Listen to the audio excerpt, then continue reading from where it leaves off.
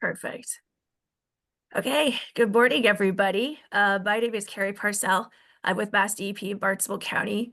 I provide technical assistance to the Cape and Islands as a municipal assistance coordinator under DEP.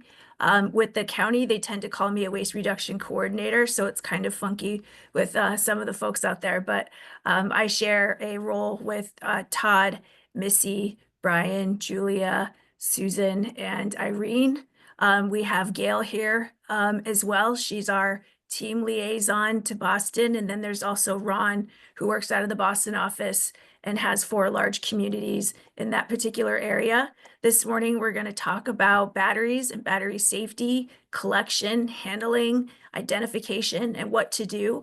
And it's also something that we're coming to realize is a major problem, whether it's a fire at a transfer station, in a transportation vehicle, whether it's at a waste facility, recycling processing center, in a home, in a plane, a car, a ferry.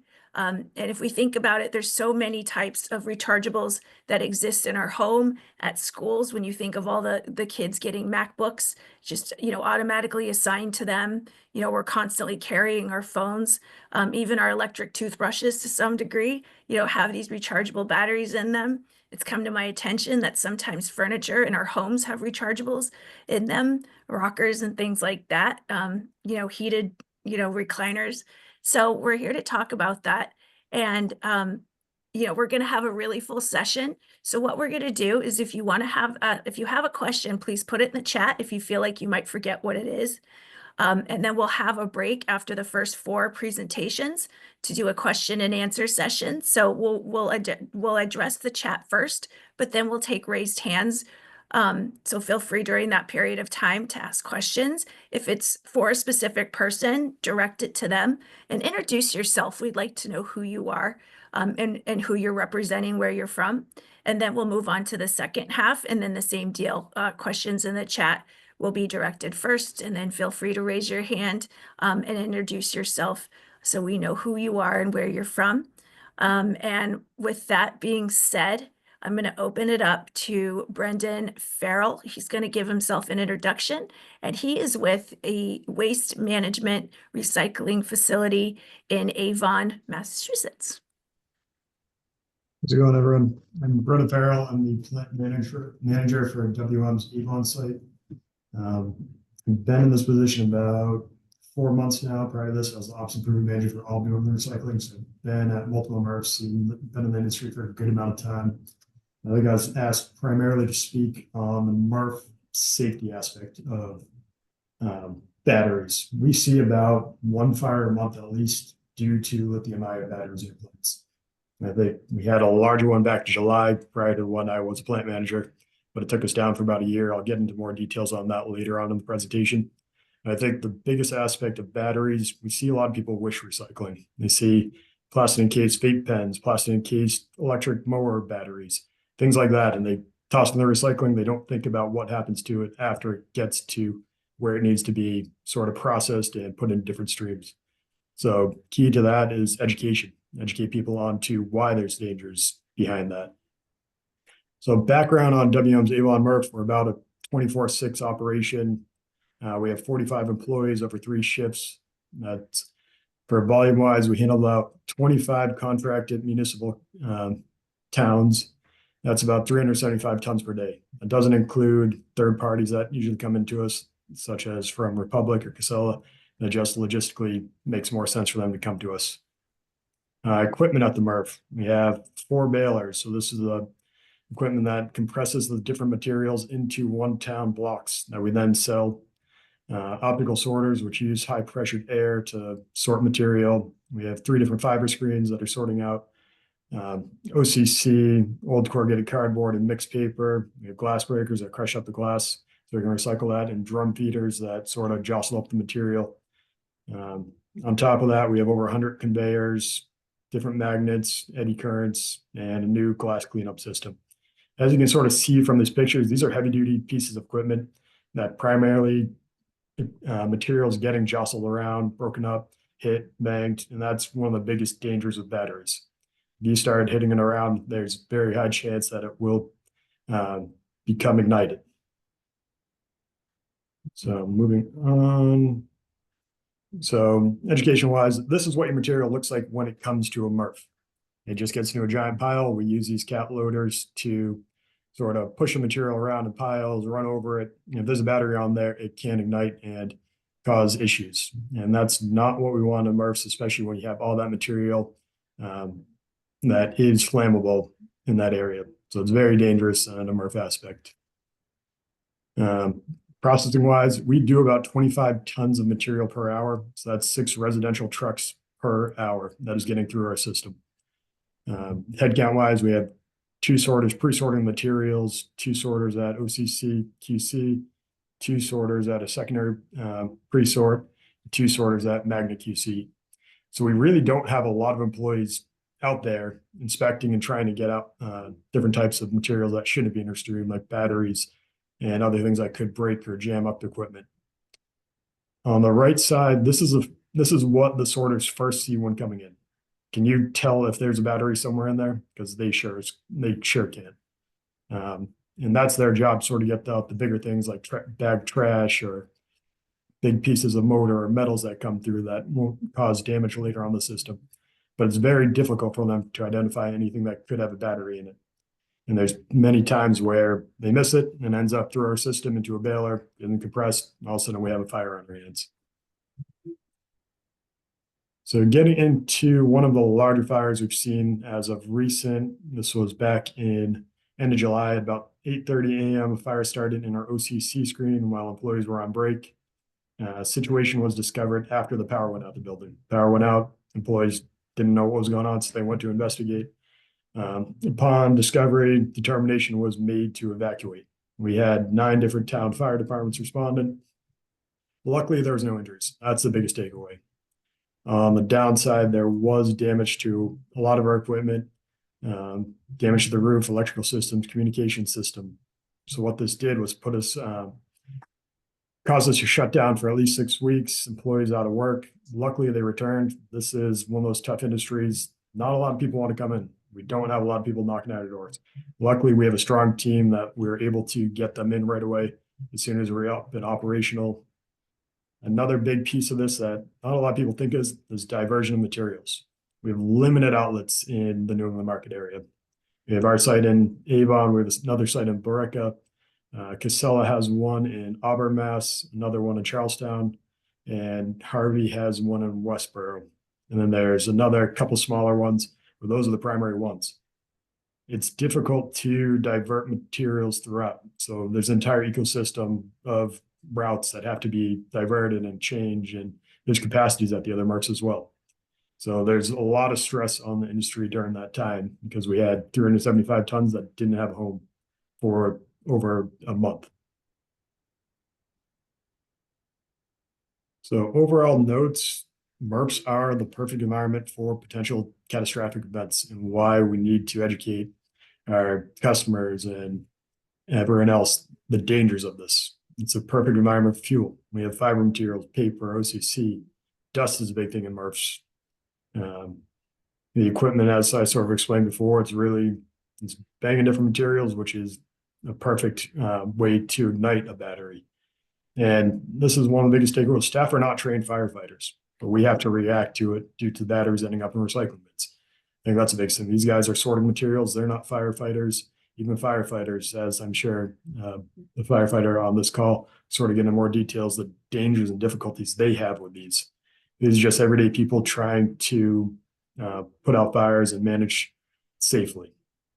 This is the most recent one we had at our site, which was, we believe it was a lawnmower battery that came through our system, ended up in the baler, igniting all the cardboard around. Luckily, we had water and hoses to put it out. And it's one of those things that we always have to be on our toes for and be cautious of. That's why education of this is key.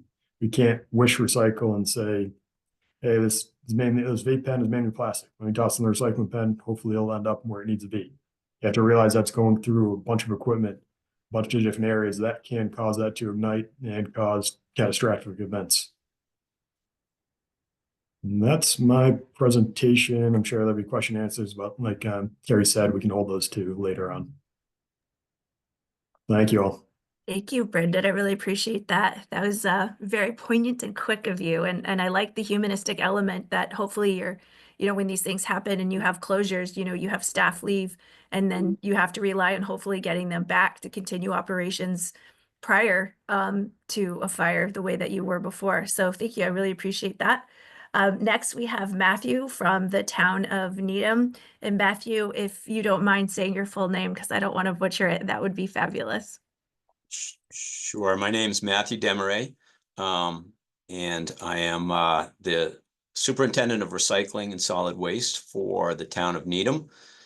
And I'm going to cover a lot of what was just covered by Brendan. Only I'm at a municipal transfer station. We're a large municipal transfer station, and we have a staff of 8 union guys, 2 management, and I'm going to start off with 3 incidents that happened. First off, coincidentally, the fire that I'm going to talk about happened July 27th of 2024. So a couple days, 5 days after the one that Brendan had to deal with, and different situations. So I'll just go into it. A little bit of redundancy in what I'm going to talk about. So I'll just get into it.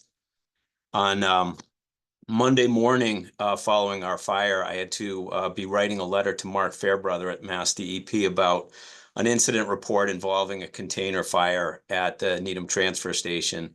And, nobody ever wants to be writing an incident report about a fire to the DEP. So, it came to us on a Saturday. We had loaded a scrap metal container, and you don't necessarily think of scrap metal as igniting, but that's a 40-yard container full of scrap metal, fully engaged on a Saturday. Luckily, it was away from where the residents were, and it was like placed on the dirt waiting to get hauled at a later time, but that's a pretty decent fire. We had Needham police show up first. They were able to divert traffic away from the area. But we did eventually have to close our facility on a very busy Saturday for about 20 minutes just due to the smoke coming across the facility. Here's Needham Fire responding. The container still actively engaged. This is probably about 10 minutes after we'd called it in. How do I go back? Let me go back. This is a video of the fire department, and they did this for 30 minutes. They were engaged with that container for easily 30 minutes of dousing with water, and they were unable to bring it under control until about 30 minutes. When they did actually bring it under control, they advised us to scatter the material across the dirt and to spread it out. And then they doused the material for probably about another 60 minutes just to make sure it was fully out. So that's the power of a lithium battery. And my guess is that there had to be some kind of other fuel in there, some kind of it's a scrap metal, municipal scrap metal collection, and unfortunately, we always tell the residents that they have to empty all fluids out of a weed whacker or a lawnmower. But for that kind of fire, I'm guessing that there was definitely some kind of gasoline in there that continued that fire. But it was a tough fire. The second incident we have wasn't specifically about fire damage. It actually was a medical incident. And this was a guy who was from out of division who was helping on a busy Saturday in 2019, November of 2019. And this was my email incident report. The battery was near the main trash pile, and they pulled it out of the pile and they poured water on it. The staff poured water on it, but the smoke and the steam that came off the battery is a really toxic vapor. And this fellow was right there, and he was right over it when he poured the water on it, and he had trouble breathing, and he vomited immediately and had some difficulty breathing. So we didn't need to have him transported by ambulance, but he did have to go to the ER immediately. They were able to give him a nebulizer and some oxygen and stabilize him. And he ended up actually, this was right around Veterans Day, and he was able to work the Veterans Day ceremony the next day, which, you know, was very important to him just because of his family and his family's history of serving in the military. But it was stunning how quickly that caused a reaction in him.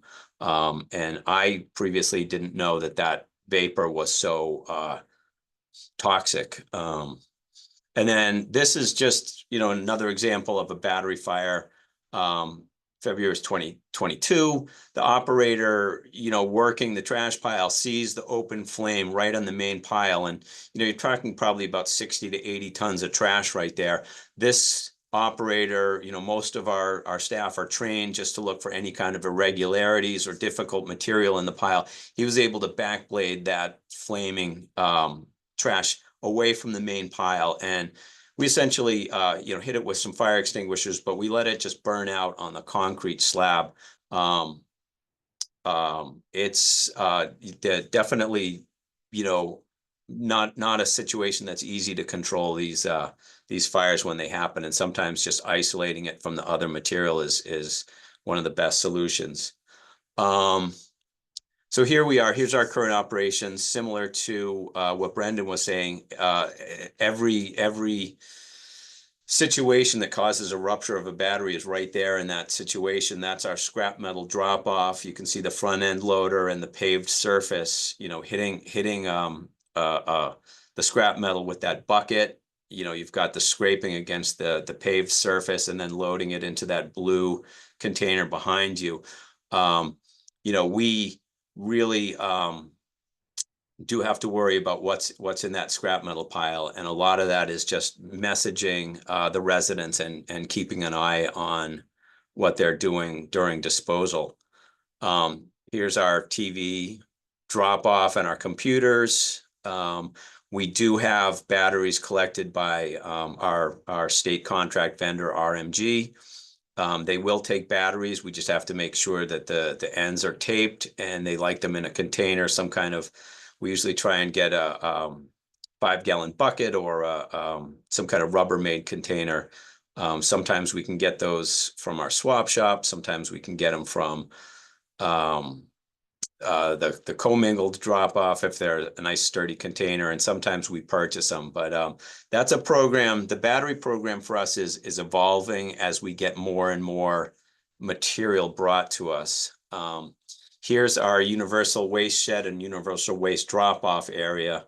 There is a battery drop off area, but a lot of the batteries that residents drop in there, they're not taping the ends or bagging them. And then you can see in the foreground there, the 2 hoverboards, they did not remove the battery units from those. So that's just time that my staff doesn't really have allocated in their day to start pulling those things apart, and they're not easy to pull apart. So, you know, these are just some of the challenges that we have. Again, like what Todd was showing you about, you know, how do you see these things? These are our pay-as-you-throw bag collections. It's an open 40-yard container. We have 4 of these open to the residents during the week and 6 during the weekends. And as much as we monitor it, it's pretty difficult to see what's in these containers or what's in the bags going into the containers. Obviously, a lithium-ion battery is small enough that it can get inside these bags. So for us, education. We have to get the message out to the residents. You know, don't put these lithium-ion batteries into the household trash. Don't hide them. And if you bring them to us, make sure they're taped up and safe for handling. This is our main trash pile. So after those containers are loaded, they're emptied into the main building. That's our main trash pile. That's probably about 60 tons of trash there. We're going to run over that trash pile with that big track loader there, and that is going to densify that load for hauling. Obviously, with those high impact tracks on that dozer or that track loader, you're going to have a possibility of rupturing a battery unit, and that's where the ruptured battery unit heats up and starts to cause fires. We do have the operators always looking for issues, smoke, the smell of smoke.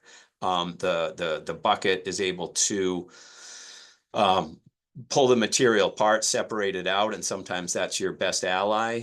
And we also have a fire hose adjacent to this trash pile, but you know, the threat is kind of always there. So for us, after the July fire, we really needed to increase our education and outreach. Obviously, we have good communication with Needham Fire. We've been talking to them about the challenges we face and our messaging to the community.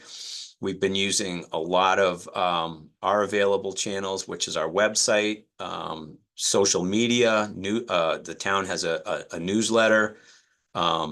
We have been taking training sessions, but I think we need to do more.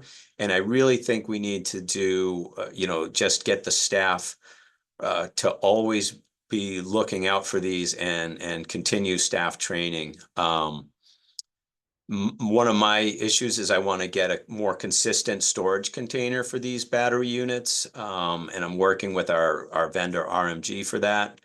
And just keep improving your signage at your electronics and universal waste areas. This is our landing page on our website for the division. Obviously, the big one there, batteries must be removed from all scooters, toys, and that's just something. I mean, you can place that in a lot of different places on your website. It's just important that people see that. It really is. We have a newsletter. Here's just a sampling of the newsletter going out to all the residents, and our efforts to message to them. This was something that was highlighted to us from a load that went out to Allied Recycling in Walpole. And they pulled these 2 units out, and they were, rightfully upset with us for having those in the container. But luckily, through good communication and partnership, they had these signs made not only for us, but for other communities. And this is a sign for our scrap metal area that's, just really obvious, like batteries must be removed. And it kind of identifies the main culprits there, although I haven't really seen e-bikes at our facility yet. These are some of the fire suppression products. I haven't purchased these yet. They will put out a fire quicker. They form a shell. They deprive the fire of oxygen. But you can see some of the pricing here. There's a cell block lithium-ion response kit that's $1,000. That's a lot. I also hear vermiculite is an effective firefighting tool, but I haven't tried that out, so I don't have enough information to speak to that. And then for me, it's developing relationships. These are people that I kind of rely on for information. Obviously, RMG is our partner in electronics. Jeff Cabral is a local person involved in the recycling community. He's been with MassRecycle. He's working with TerraCycle and Complete Recycling Solutions. He did a good presentation at the Environmental Business Council's a session on construction debris recently. And, I just rely on Jeff for some, I can call him, I can ask him questions, text him. I think Call to Recycle is on this session today, so I'll let them speak to themselves. But I know that the Waste Dive recently had some good information about what they're doing to help educate people and to get product stewardship, get some of these batteries reclaimed by, companies that are selling them. And then, good relationship with your scrapyard, have them be able to call you and tell you what they see, and you tell them what you need or what your challenges are. And then that's me, Matthew DeMarrais, Superintendent of Recycling Solid Waste at the Needham Recycle and Transfer Station. Happy to take calls or questions anytime. Thank you. Thank you so much. so much, Matt. That was actually quite perfect timing on your end. Thank you. We have lots and lots of questions coming through, so this is fabulous. We're going to go forward with Liz in Bedford. So we were talking about, and there's lots of questions in the chat referring to collection, taping, how do we know, training of staff, the average person. So Liz, with that, again, if you could say your last name so I don't butcher you, you are on. Wonderful. Thank you, Carrie. My name is Liz Antanavica. I'm with the Bedford DPW. My job title here is the Trash and Recycling Administrator, and I manage soup to nuts, everything that the town needs to throw away. So for me, that's curbside, trash, recycle, compost. It's also municipal buildings, and it is our, we call it the BRC, the Bedford Recycling Center, on the site of our former landfill. We're going to talk a lot today about universal waste sheds. There's the picture on this main screen is Bedford's universal waste shed that is located at the BRC. And there'll be pictures of that as well. But this gives you an idea of the layout of the inside of the shed as we sort of talk through it. Okay, so the Bedford Recycling Center sits on the site of our former landfill. It's a small municipal compost and recycling center that we staff with highway department personnel twice a week. We're open to the public on both Wednesdays and Saturdays from 8 to 1. And we are only open when staffed. Part of that is because of our history of a landfill. People still, years and years later, have a tendency to just assume they can drop whatever they would like off. So that staffing piece is really critical for us. And if I were to start from scratch, I would definitely recommend staffing your site, especially if you're taking in things like batteries. We take mostly charm categories at the recycling center, although we do have source separated cardboard and glass bottles and jars as well. Specifically with batteries, last year, FY24, we collected 1,600 pounds of batteries. This year so far, we're right around 1,200 pounds of batteries with 5 months to go. So I think we're going to blow that number out of the water. And lithium batteries outpace all other chemistries that we're taking in. So they're consistently, I have twice as many lithiums as I have other battery chemistries that are going out for recycling. And companies continue to innovate. So these batteries come in all shapes and sizes. They're in different housing. They're embedded in consumer devices. And some residents are really good and will break their items down. We have some staff that staff the recycling center that are also really good resources for helping residents to break their item down. But sometimes things just get dropped off, kind of like the scooters in the last presentation or the hoverboards in the last presentation. These items have really big batteries inside, and you need to be prepared to spot an item that has a battery and make sure that your staff knows how to do that as well. One other thing I want to mention is we don't ask for alkaline batteries or zinc carbon batteries at our site. So as part of our education, we do say to residents that those batteries are non-hazardous. They're fine in your regular trash. However, we do recycle them when they show up. And part of the reason why we do that is the general public, for the most part, just sees a battery. It doesn't matter if you say this is an alkaline battery or this is a lithium battery. They just know it's a battery. So our developing philosophy around battery safety really is we would much rather have a resident come to us on a Saturday with a 5-gallon bag of alkalines and say, here's my batteries, I'm here to drop them off, than accidentally put a potentially dangerous battery in the trash. I don't want my trash contractor to call me and say they had to dump a load in a residential neighborhood because it was on fire. So it's much, much easier for them, residents in particular, to come into the site. We can look at the batteries together. If it's a battery that that is one of these chemistry types that are listed on our drop-off area, we sort that. We make sure that it's taped properly or bagged, and it goes in the bucket sorted by chemistry. If it's something like an alkaline, we're sorting those too, and we send those off for recycling. But again, making sure that the public knows if they're confused, if they don't know what it is that they have, that they are comfortable coming to our site and asking our staff for help with their batteries. So one of the things I wanted to mention is the larger picture on this slide here is our drop-off area. So inside of our universal waste shed, we have this counter. The more common types of batteries that we take in at the site are specifically called out in these little shallow containers. And I think these containers, I mean, we've had them forever. I think they probably came because somebody put them in our plastic bin, or you know, they were upcycled from another purpose. But so we have areas for small sealed lead acid batteries. We get quite a bit of these, usually from the inside of like a modem, right on kids' toys, that sort of thing. NIMH batteries, these are the least common chemistry that we have right now. There are some AA, AAA batteries that come in that category. Also a lot of power tool batteries. NiCad's very similar. These are almost exclusively power tool batteries, but some of them are AA, AAA rechargeables.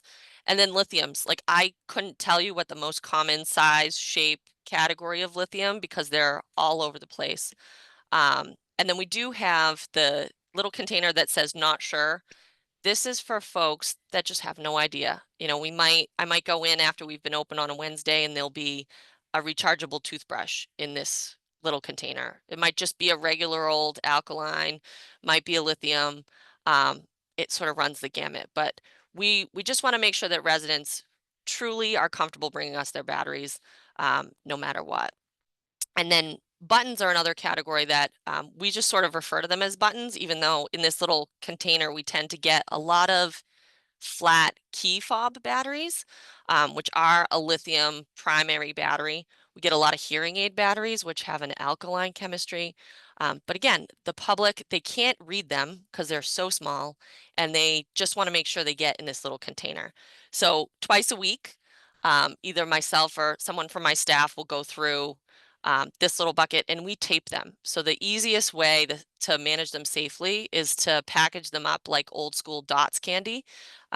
We just lay out a piece of tape, we put them all individually, and we run another piece of tape over the top. It's really fast, it's efficient, and then you can go through and sort out your lithiums from your alkaline chemistries. And the reason we do this is really safe storage. So through all of our processes, we would like to handle the batteries once, if at all possible. But as Matthew mentioned, the public, unfortunately, you can ask them to tape or bag your batteries, but they often don't. So we're having to do that on site. Again, it's typically myself or someone on our staff. We do it twice a week after our site's been open. It typically takes about 10 minutes twice a week, so 20 minutes a week to do this. And we set up essentially a self-serve area for residents to be able to drop the batteries off. And that helps us manage our time. And then once the site has closed and the public has left, we're going through a process of packaging these batteries for transportation later. Our favorite packaging are these black 5-gallon buckets. They have screw-on locking lids. We get them from our battery recycling vendor, Complete Recycling Solutions, but you can also order them on, Uline has them, and sometimes they do show up in our bulky rigid plastic bin as well. And it's critical that you label them. So the category of material we're talking about really is universal waste. It's a carve out from the EPA's hazardous waste material standards. And you want to make sure that you're using, you can buy a nice purple label like we have, or you could simply just write universal waste with what's in your bucket on the label. But you want to make sure that it's dated from the time that you started to receive the batteries. And then it's labeled with what is in the bucket so that it's clear what you're transporting. And then the other thing that's really critical to this is training for your staff. So we have a very simple and easy job aid. It's available for our staff at the recycling center, but we also have some satellite accumulation areas at our schools that have this same job aid. It's just a one-pager that describes, this is how you should package batteries. It's very clear. This is where the labels are located. This is how you should affix a label to the bucket. When the bucket's full, how do you start another one? It's not rocket science, but it's very important to make sure that these batteries are handled properly. You'll see in the photo on the right-hand side, this is one of those satellite accumulation areas in our schools before we created the job aid. I would go in to the site where we're storing these things, and batteries would just be loose on the floor. You can see there actually is a bucket there, but all the batteries were on top of the bucket instead of inside. So having that education with not only the public, but with your staff to make sure that you're storing these batteries properly is really important. And then lastly, as soon as you think you have this all under control, something is going to show up that you're not prepared for. So also I recommend on that job aid is have a phone number for either, if you're not the recycling coordinator in your community, have that person's phone number, or even your vendor. Like Complete Recycling Solutions is usually available by phone during business hours. You can call them with a quick battery question. We had somebody show up with a minivan. In the back of their minivan, they had 600 pounds of some kind of lithium battery from a first gen home battery backup system. And we had never seen these batteries before. But I called Complete Recycling Solutions and said, hey, this is what I have. Here's a picture. Can you tell me what I'm dealing with? And they were able to help us through what that was going to cost, whether we should take them from the resident or not. So making sure you know who to call when something shows up that you're not expecting is really important. Okay. And then the next category of batteries, these are the ones that really cause some of the issues at the other transfer stations, is the DDR batteries. So these are damaged, defective, or recalled. Damaged batteries are easier to spot than the defective or recalled. But if you have a battery, like the battery at the top of this slide here, this is an old laptop battery. It's visibly puffy. Somebody left it in the bag at our recycling center. You can tell that it's puffy or bulging. So this is a battery that is not working properly anymore and could potentially be an unsafe battery. Some other reasons that a battery might be potentially dangerous is if it's been run over. Like we've had batteries get run over with a car. Somebody dropped a battery in our parking lot and another car ran it over and squished it. So now that battery is compromised. We haven't had any batteries that are physically hot to the touch, but that would be another big tip off that your battery is potentially dangerous. So when you Rich, have I these, just want to give you a 2-minute warning. sure. Yeah, this is my last slide. So if you have batteries that are potentially dangerous, it's really important to take some extra steps when you're packaging these. So a plastic bag is key. I do strongly recommend a battery safe kit. These are sold a number of ways. Cell Block EX is a superior product for making sure to control any thermal runaway in a damaged battery, but you can also use kitty litter, sand, what you're looking for. I think Speedy Dry too.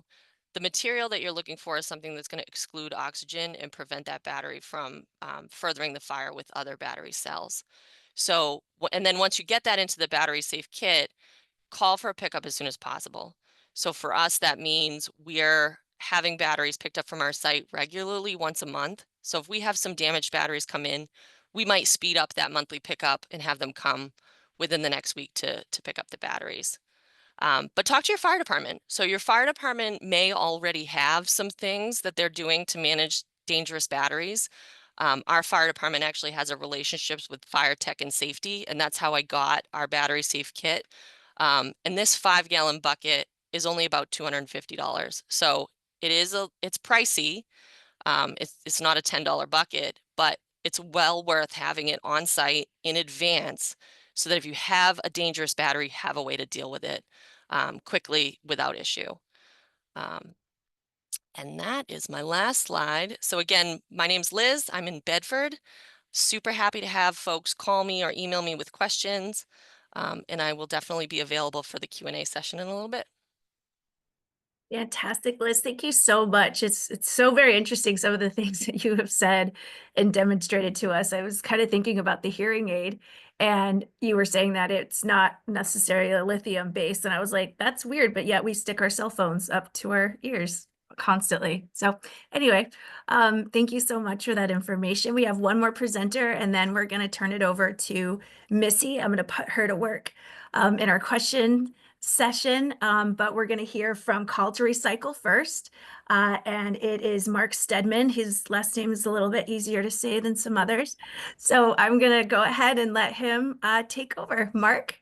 Great. Thanks, Carrie. Good morning, everyone. Thank you all so much for allowing Todd to be a part of this session. I think it's extremely valuable, and I really do count it an honor to be amidst so many knowledgeable people in this industry. And it's ever changing, right? And we've got to stay ahead of it. And that's what Call to Recycle does. So just a little bit of, let me share here my presentation. Here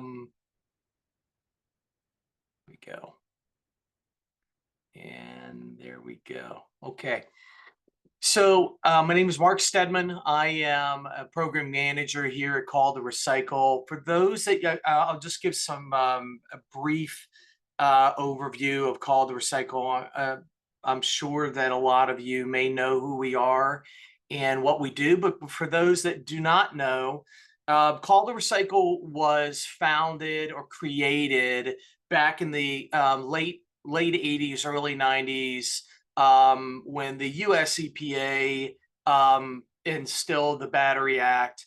And so our stewards, our original stewards, Panasonic, Sony, Sanyo, Energizer Eveready, preemptively all got together and said, we're going to have to do something because there's going to be, this extended producer responsibility. We're going to be responsible. So they got together and created us to manage that process.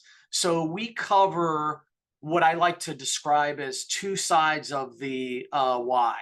One of those axes on the why is our steward program and state program. So wherever there is a state legislated program, we are a part of that and help facilitate that for the state. We just rolled the program out to the District of Columbia. We have the state of Washington, the state of California, state of Oregon coming online here soon, the state of Illinois. Vermont's got a long-term program. New York has a long-term program. So we support those programs with packaging, because ultimately our goal is to get batteries out of the waste stream and into a recycle stream. And so we manage a lot of aspects of that and oversee a lot of those aspects, and have created programs to help facilitate getting batteries out of the streams. Some of you may be familiar with our e-bike program that we rolled out a couple of years ago, where we partnered with all of the larger manufacturers of e-bikes, and which is facilitated out to thousands of bike shops that have taken part in that program, where if you have an e-bike battery that's end of life, you can just go onto our website, put in your zip code, and find an e-bike partner that would take the battery back, and then we have facilitate that downstream to a vetted out processor. And then collection. So we not only collect on the municipal side where it's legislated, but we also collect on the public side. So if you have taken batteries into a Home Depot or Lowe's, Staples now, Office Max, and Best Buy, those are all programs that we manage nationally, not only in the US, but also in Canada. And then we also do extensive vetting for all of our the downstreams that we collect and send batteries to. So I like to describe us as we're the line in between. So you have the generator, and then you have the end of processor or the sorter. We connect that gap with proper packaging that is DOT, PHMSA approved, with special permitting, and making sure that where it goes is permitted and vetted. And we do that on a yearly basis to make sure that, we're not going to, a open yard or a pole barn where that could eventually become a Superfund site. So, but we don't process, but we work with the processors and then sites to make sure that those batteries are properly processed. Last year alone, I think we did over, I think the numbers still we're figuring out, but over 25 million pounds of batteries through our program, and that's just increasing. So the acceleration of adaptation in batteries is everywhere, right? And we're seeing them in all of these things listed here. Even now we're seeing them in very large equipment, as in mining equipment, and these high energy batteries. It's already been noted they are a problem, and especially if they are DDR, that they can cause significant damage. I'm just not sure that I'm ready to get on a jet and fly from Detroit to say LA yet on a battery powered plane, but I'm sure it's coming, right? Those days are coming. But so we just need to be vigilant in how we collect and where the batteries end up. So I thought I would show a video. I'm sure there's going to be others, and there have been. We've seen fires, but just how quickly a lithium-ion, in this case, battery rechargeable, and this is out of a laptop, responds, and how quickly it can consume. So let's take a look.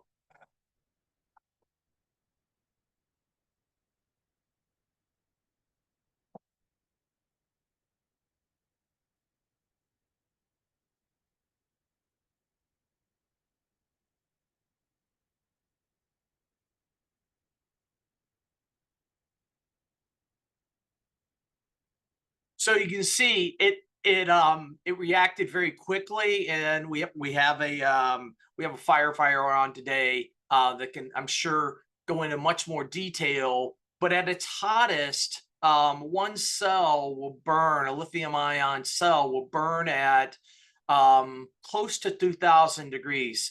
I believe it's somewhere around 1,600 degrees at its hottest, for whatever that duration is while the electrolyte burns out. But extremely hot, so very quickly consumes whatever's around it. So I'm sure that some of us have seen, we've already talked about the DDR batteries, but to me, this is where the rubber meets the road in identification. So and we've already heard that it's not always easy to be able to identify a defective or a recalled battery. So I always tell my customers and those that I work with, when in doubt, just put it into DDR. And you can always be safe there. But yeah, and remembering that the DDR cannot, according to DOT FEMSA, cannot be packaged and transported in commerce the same as an end-of-life battery. Packaging is much more substantial, and the protective level is much higher. So I just threw these in here. We do work directly with Cell Block. We also have our own packaging for end-of-life batteries that we manage, and happy to talk to you about how we can support you there. But where storage is concerned, we also have storage options, and there's a package that I didn't include in this presentation, but that as I'm listening in our conversation, I think that would be really beneficial. And it's called the One Drum. It's the only package of its type in the industry today where by special permit it does have a fire retardant material. There's several Cell Block as well as pour over. And you can take the batteries, it accepts all chemistries and can be stored in the drum. It ends up looking like a battery lasagna. And that way you can sort into it. The batteries do not have to be taped by special permit. So it receives or accepts all different battery chemistries. So lithium-ion, NiCads, primaries, alkaline. And so with that, we are here to support your program, and I'm happy to talk to you more about your specific programs and how we can support you in that, because ultimately we want to get the batteries out of the waste stream. So thank you all for your time, and I hope this has been beneficial. Mark, thank you so much. It absolutely has. I really appreciate it. I also, real quickly, we've got like a hard stop 10 minutes for questions. There's lots of conversation about taping in the chat, which I'm sure Missy's been following along. But real quick, I told our friend at the DEP, Caitlin King, that I would be shouting her out real quick. I want her to just give a 15 to 30-second hello to everyone here. Because she is also a resource. And you know, Heather Billings is as well. I'm not sure if she's on, but I did tell Caitlin that I was going to give her a quick shout. So Caitlin, if you're there and listening, if you want to say hi for a second and just give us a few words, then we're just going to go straight to the chat and then any hands up questions. I warned her I was going to shout her out too. Missy, go ahead. Okay. So like Gerry said, there's been a lot of questions about taping. So maybe we could go with that. And I'm not sure who actually wants to answer it. So the questions have been ranging from how to tape, what to tape, and what kind of tape to use. So I'm not sure Missy. who wants That's to handle a that. perfect way to round out that question in 3 parts. And anyone can jump in, any of our experts. Yeah, I'll jump in on that. So having come out of a end of life processor where we processed millions of pounds of batteries, we saw all these batteries end up right at our facilities, and specifically the batteries that you want to focus on are the lithium. So as Liz mentioned, you know, there are the button cells, the coin cells, which are the primary, which are non-rechargeable, one-time, long-time use. Those need to be taped. And lithium-ion. So if it does not need to be taped if it by design is protected in terminals. It's always good to tape those, you know, so I would say those are like your power equipment tools that are by design, the connectors are embedded and they are not exposed to hit. If they were to touch something else, they would not create a circuit. But it doesn't hurt to tape them. As far as tape goes, clear tape is always the preferred method. There are a lot that recommend duct tape and electrical tape. Those are fine. But the clear tape really for button cells and other what I would call post-consumer cells, just a clear tape that covers both of the connections. So that's what I would add, Gerry. Perfect. Thank you, Mark. There's a question also sort of regarding like how easy, there's a couple questions that I'm sure Missy read about, you know, how training, whether it's an average layperson or a staff member at, you know, a waste management facility in Avon or somebody at a transfer station like Needham, you know, how, you know, to any of our experts, how easy is it? And is it going to get easier? And then to kind of piggyback off of that, we have a question from Kathy Mirza, which I'll let Missy read after that first part is answered. So thank you, Gerry. So actually, Gerry, you were the one that was asking about how easy it was to remove the batteries from some of these devices. And again, the technology that they need to have on hand, and also the training. And then also Kathy had asked, it kind of ties in with that really, is industry trying to make it easier, the manufacturers of these, to make them easier to remove? And are they considering having voluntary take-back programs available at no cost to municipalities as they used to be?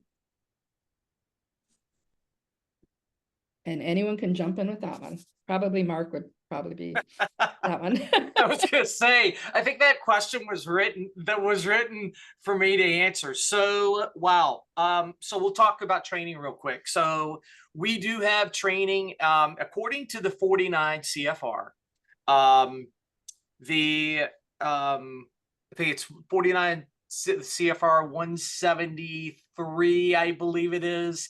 So don't quote me on that. But as far as the training goes, there's really two types of training, right? There's function specific training for packaging in order to ship that particular package. And you know, I can only speak to like I'll use this one drum that I mentioned earlier. You don't have to tape the batteries. There is training, 49 CFR trainings function specific in order how to use the packaging. And then once you've taken the training, and we provide training electronically, and you get a certificate at the end that's good for 3 years. But it allows you to be able to write, sign off on BOLs in order to be able to ship that packaging. I think the training is becoming easier, and it just depends on your role at a facility. So there is 49 CFR training for shipping. That's much longer. There's a HAZWOPER, right, which also covers the battery specific areas.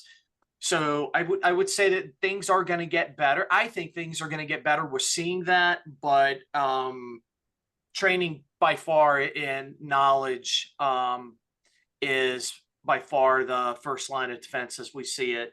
And then the second question regarding, remind me, Melissa, what was it that the second yes. piece to that? So the other thing is, are manufacturers going to be, you answered that. And then the other thing is will manufacturers be offering free take back programs to the municipalities like they used to? Great. Okay. So great question. So this question is a little more challenging in that we represent, I'll just step back real quick. We represent our stewards, which right now, I think the number, you can look at our website, is over 400 manufacturers. And they're all household names that you all would know. And they pay into programs that are that are legislated in states. Where they're not legislated, they produce educational material where they promote recycling, but don't provide the program as far as repay, buying back or providing packaging so that the batteries can be recycled through the program. Those states that are legislated do have packaging that is free, that goes out to those that participate in those states that are covered. But that we see that's moving quickly. And I think that manufacturers are more and more taking part in these programs. And I think that their push is at the state level to be to push on legislation. So, but yeah, to answer that question, I see it coming, but how quickly, don't know. Missy, if I could just jump in on that. Yeah, sure. So in another role, not here, I did represent a local community against a large battery manufacturer for DDR batteries and Chromebooks, large amount of them, all from the same lot number. So manufacturers, at least at this time, were not forthcoming or they're very reluctant to participate in a free buyback or take back. If you look on their websites, you'll find a lot of recalls, and they don't add the additional batteries to that recall list until there's enough pressure. So make sure we're reporting these batteries that are damaged. Use the United States Consumer Product Safety Commission for that as well. That's a good resource for ones that have already been recalled or ones that may need to be on this recall list. So we did assist this community. Eventually, the large manufacturer agreed to take them all back for free and replace them, and also pay for the recycling and shipping. Because in the end, it was what they should do. It's what was right. But it wasn't without a fight. So just keep that in mind. Make sure we're reporting the damaged batteries, the proper agencies. And, for right now, we have to push for what's best for us in our communities and sometimes force their hands to do what's right. And I'll just jump on tail end. That's a great point, Jeff. I'll just say that we also manage, there's a high watt hour outdoor power and power equipment program that we rolled out last year. And we actually just announced again of its inception. But in this case, where they're all the major power tool manufacturers, again, collectively have gotten together, and we started a program in order to collect at the dealer level battery packs from these high energy, high watt power tools. So I think that they are moving collectively to collect, just like I mentioned, the e-bike manufacturers. We've also rolled out a year plus ago a program to collect. We're working with several OEMs and the automotive side to collect EV batteries at the dealer level. So there is a concerted effort, but to Jeff's point, there is some reluctancy to pay back at a what I would call the consumer level at a local level. Say you take your battery back into a hardware store, and to get a bounty, if you will, is what they call it in Canada, back, or in the bottle bill states, you take your bottle back and you get a rebate for that. That I think that's going to be long coming. So one last question, so we make our 10-minute thing there, and Carrie doesn't yell at me. We've got about 60 seconds. We've got 1 minute. Missy, you roll with it, girl. Okay, so we had a few questions about communication, and then also if our guests would share their Needham would share their poster that they have in their site. And then also I already have Liz's Bedford job aid. I knew everyone was going to want that, so she gave me permission to have that and to share that. So once we get approval from Needham about their signage, then we can share that out in our packet with our recording and slides and stuff as well. So does anyone want to say anything about the best communication? I mean, I have a feeling it's going to be, we need to throw everything at this, just kind of like the fires themselves. Yeah, real quick from Needham, all I'd say is we're working on improved signage. Like our signage needs to be improved. So okay. I don't have anything brilliant right now. What we've been doing is just putting the message out there on social media and the town website. Great. And then one other question. I'm sorry, one question that came in, and I think we're going to hold that for our fire chief, is about ironically about smoke detectors having the really hard to remove batteries in them. So anyway, that's it for our questions for this side. Liz had something to add, I think. Go ahead, Liz. Yeah, so I just want to add that when you're trying to get an important message out, use all your channels. So if you have signage at your transfer station, make sure you repeat that message on your website, send it out via email if you have an email distribution list, and then utilize your local community action groups. So I believe Rotary Club has a push to recycle batteries. They have a partnership with Redwood Materials. So we actually had a group from the Rotary come out and do some volunteer time at our at a special drop-off event. So look to those community groups that can help have neighbor to neighbor conversations with individuals in your community. That's been a really powerful way to spread the message. They almost listen to their friends more than they listen to what I have to say. So something like this, use every channel at your disposal to communicate the important message. Thank you. And just to close that off as well, drop-offs have a specific, I think, heads up in a way, because it's a personal message. When somebody comes in, there's typically a staff member there to relay a message. And not only is the message being relayed, but there's a why behind why we're asking people to do it. It's not just telling somebody what to do, but we're telling them why we're asking them to do it a specific way. Thank you. So Caitlin King is here. Ironically, she was on a battery phone call, just joking, but she had to step out. So in our next question and answer session, I will have her introduce herself real quick. Again, she is a resource with MassDEP. But moving forward, we have Jeff. And again, I do not want to butcher your last name. So I'm going to go ahead and let you share your screen and pick up the second half. Hi, so it's Jeff Marchetti. I'm a deputy chief with the Brockton Fire Department. And I'm just going to go over some of the things that we've seen and been dealing with in our community, and then get into some of the partnerships we developed to help us handle that. I've been on the fire department for 25 years, and just a few years back, I was tasked along with another deputy chief to come up with a plan for, really what we're going to do with electric vehicles. And so we really started traveling around and digging into this issue, and took a deep dive into batteries, and discovered, like most communities, it wasn't really the EVs, even though they are an issue for us to deal with, but it was the devices containing lithium-ion batteries that were more what we were dealing with on the day-to-day.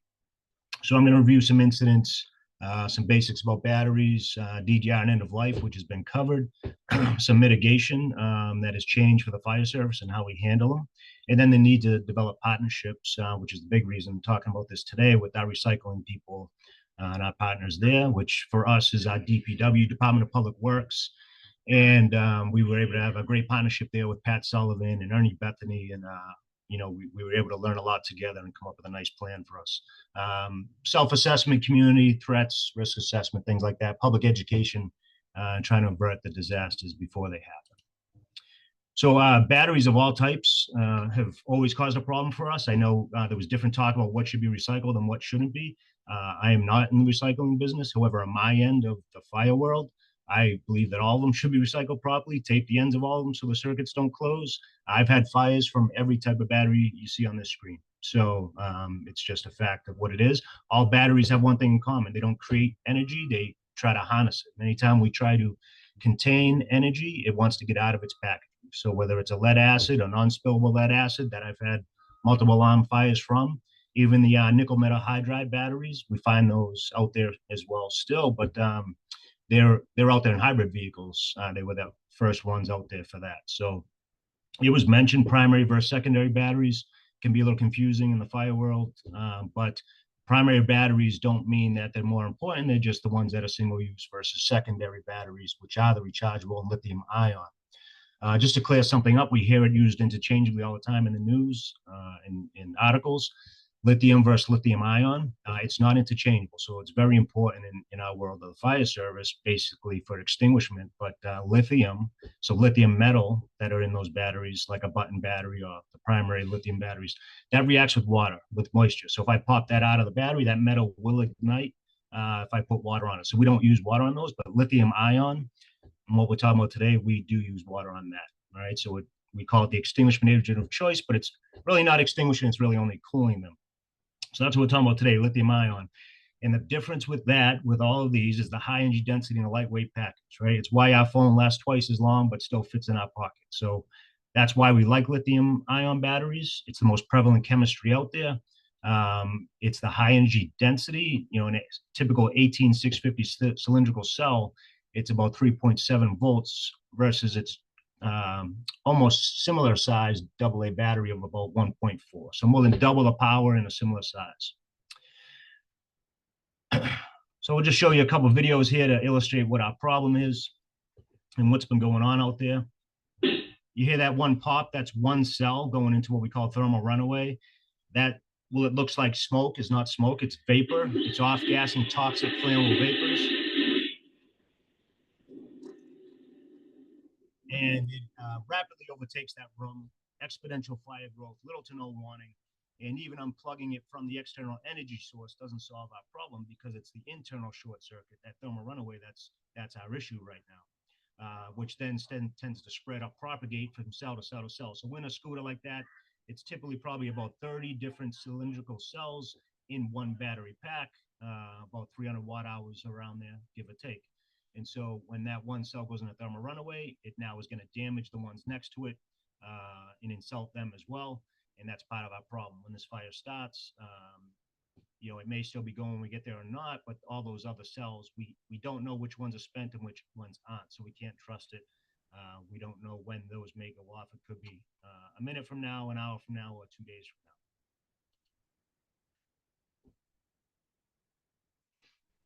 Just another incident. If you look on the right of your screen there, you'll start to see some wisps of what looks like smoke. Again, that's toxic flammable vapors. Hydrogen is the most flammable vapor given off there. And then hydrogen fluoride is the most dangerous toxic gas given off. And hydrogen fluoride, when combined with moisture, say in our lungs, because we breathe it in, turns into hydrofluoric acid, which obviously, as it sounds, it's not good to have an acid in your lungs. So we get acid, chemical acid burns on our skin and possibly in our lungs. But you see how quickly that took off and overtook the whole room. So these are burning hotter and faster than typical fires. A typical structure fire, 500 to 800 degrees. These are burning at 1500 to 2000 degrees. This was just January 5th down in Onset in a hobby shop. Again, all the communities are dealing with them. It's not a New York problem. This is anywhere right here in Onset, Massachusetts, just last month. So the crews there do a good job. They're going to go in and put this fire out. It's full of other batteries, and now we have a lot of damaged batteries. We don't know which are consumed and which ones aren't. And unfortunately, they present a rekindle threat, and also they could go off at any time. So the real part is when is this over, and how do we get these out of there, and what do we do with them after that point? Just a simple e-cigarette. A wine store employee in One New cell York in is this. recovering from burns to his hand and leg after an e-cigarette exploded in his pocket. Take a look at this incredible video. You can see the man's pocket start sparking, and then all of a sudden that e-cigarette just explodes.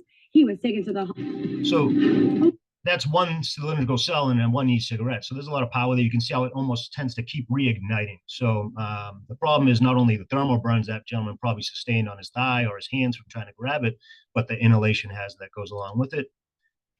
And we talk about these cells. There's an anode, cathode, a separator, and an electrolyte, in this case, lithium-ion electrolyte. You can see the gentleman drop his dumbbell on his phone, and that was enough of an insult to probably damage that separator, which is only 1/1000th of an inch, very thin material. And now that cathode and anode, the positive and negative come into contact with each other, cause a short circuit, and then you have your thermal runaway.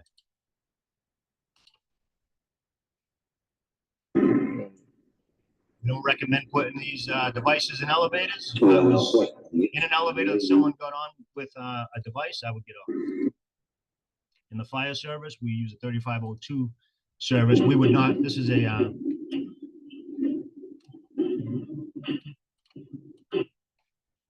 we wouldn't get on the elevator without using that. We'd properly overpack them. We would let it go unmanned. We would never accompany a device in an elevator. So this is just someone bringing a e-bike battery into his apartment, most likely to charge it. Someone asked about the ease of removing. Some are made to be removed, some are not. There's vans that go out at night and change all the batteries and the rental devices and things like that. Some are glued with adhesive and screwed in with about 1,000 screws. So some are made to be removed, some are not. But just another case. Why I wouldn't want to go in an elevator with one of those. I won't show the rest of that because it's not a good outcome. Here's one of our crews. We had a high-rise fire not too long ago. Again, these are capital expenditures. People are bringing these in their apartments, and they had the battery out of their bike and they were charging. It started to make a noise. They went and unplugged it and put it on the balcony. We then get a call for a balcony fire 15 minutes later because it exploded. So a couple things. The guys had already done their training. We had, proper training and how to mitigate these things. So they were all geared up on SCBA and properly overpacking and trying to account for those cells. Now we have to look up the manual and find out how many cells were in this battery to begin with, and make sure we account for all those so we don't have a rekindle hazard. The big problem is, for one, a battery making noise typically isn't going to be an emergency response. But for us, because we now know the danger of these things, we know they're lying in wait, most likely want to do bad things to us. So we're going to take certain precautions. So we show up with a full structure response because we know this is what could be the outcome. So just a battery making noise now is an emergency. So now the guys get there. And if we had gotten called right away and they didn't take certain precautions, this would have blown up while they were there, possibly with this in their hands, which is why we need to resist the urge to pick these things up and take necessary precautions. So if it does do what this one did, nobody gets hurt. Multiple alarm fire I had a couple years back, and this was someone making their own devices and batteries for scooters. So this was them trying to put the fire out in a e-bike under some stairs. Didn't go well. It turned into a large scale fire for us. and there was hundreds of batteries in here. So now we have to now find all of these things, all the cells, all the damaged batteries, all the compromised batteries, isolate these outside and get them properly isolated and overpacked and secured. So we'll talk about removing some of these, especially one that's been melted and on fire. It's going to be difficult. So we have to come up with some other tactics sometimes to get them out. So sometimes you can remove it, it's plug and play. Other times we have to cut these batteries right out of here so that we can properly overpack them. This is not a recommended way to overpack with drum and water. It's all we had at the time. We wouldn't do this today. But see that bubbling? That's not boiling water. That's off-gassing toxic flammable vapor. So it's a good illustration if you don't believe it. If you can't see it with the naked eye, if someone tells me there's a problem with the battery, that it was swelling, it's hot, it's making noises, then I'm going to believe them. And I'm going to take certain precautions. I will not risk exposing myself to that or it blowing up while in my hands. This was just a regular car fire, not electric vehicle. Guys put out the fire and we were standing behind the car, letting it off gas. And all of a sudden we hear a pop and this flaming ball comes shooting out at us and lands at our feet. And that's because of the tools that were in there. So we talk about in the fire service, our overhaul, we instituted phase 1 and 2 of overhaul because these things are at every house, every shed, every garage, every vehicle, on everyone's person. They're everywhere. So every fire we have, there's probably batteries involved, whether they're a cause of the fire or just damaged or in a victim by the fire. So one of these tool batteries, you can see the copper foil that cell had an explosion, went through the thermal runaway and blew out and exploded at us. So you can imagine as an investigator, if someone wasn't properly geared up with the safety precautions and on SCBA, that could have been very different outcome for that person. So something to be cautious of when dealing with damaged compromised batteries or DDR, damaged defective recall. Breaking news in Brockton right now, fire alarms ringing at Brockton High School. Firefighters called to the school for a reported laptop fire. Fortunately, the fire was out and students were already evacuated by the time firefighters arrived. No injuries are reported. So we've had quite a few of those. Again, we've gone through training. Our guys know how to properly handle these. We added some different kits to the trucks to allow that to happen. But even a laptop fire now is a structural response, and we take certain precautions so that when we're handling these, we don't unnecessarily expose ourselves or take undue risk. So we make sure we're taking certain mitigation steps. DDR versus end-of-life battery. So the one on the left here, if that's just not charging anymore, that's just an end-of-life battery. If they're damaged in any way, swollen, hot, cracked, there's melting to them. Whatever the case may be, if there's any outward signs of damage, then that needs to be handled differently, right? And treat that as compromised. And we need to get those handled properly so that no one gets hurt. There are all different products out there. I've heard people mention it. Cell block was the first to the market as a Class D extinguishing agent for metals, also listed for lithium-ion battery fires. And so that is recycled glass, someone mentioned. It's supposed to melt and encapsulate around the device at a certain temperature and also absorb some of the toxic flammable vapors. Just like anything, right? When we started this, there was only a few products. Now every vendor in the world is on top of this and selling something for it. Be cautious with that, right? Sometimes there is snake oil out there, but Cell Block is a product that's out there. We have done independent testing with it, and it's better than nothing, and it does work. Nothing is magic. It's not going to absorb everything, and we got to realize that. So Albexian is another product out there. It is waiting for its special permit. So Cell Block has a special permit from the DOT to, if you pack it in such a way as say maybe call to recycle instructs you to. If you use Cell Block in a drum and pack it per those instructions of the special permit, that's why you can ship it based on what the DOT says. So Albexian is still waiting for that. But there are other products out there. I don't sell anything, any of these things, but it is one out there. Not magic that it's going to absorb everything, but it is better than nothing. It's better than sand. It was better than vermiculite on some testing, but making sure we're going along with those special permits. That lithium-ion battery incident kit, we have one on every truck. That's what we use when we have those laptop fires in the school. Again, it allows us to take certain precautions and simply overpack these things and get them out and isolate them safely. This is just us after a fire. That was a brand new Milwaukee battery in that case. Again, never fully charged, or if charged at all, and we had a fire in that. So we properly overpack it. We do what we call emergency packing per the instructions, and then our recycling depot will do it, package it for shipment. So we did a lot of investigating into our own battery management, what we're doing with our batteries, and then, of course, what's going on in our community. And so our next logical place was going to our recycling depot. We went and talked to Pat Sullivan over at our DPW recycling center. And we were able to learn a lot together about what we should be doing with batteries, how we're storing them, what we're telling the public, and things like that. This was a partnership we really worked hard to develop because we want to stay in our own lane of fighting fires and mitigation. And, they already recycle batteries. They already ship batteries. They already bill for these types of things. So it made a logical next step for us to work together, which we have. So what we do now is when we have an incident with batteries that are compromised on a scene, we will properly overpack them with the suppression media, which for now is cell block for us, and in a drum. I will caution you on drums, no matter the media you're using, it will not absorb everything. So that 5-gallon drum that was shown earlier that does not have a vent in it, and that lid clamps and seals solid.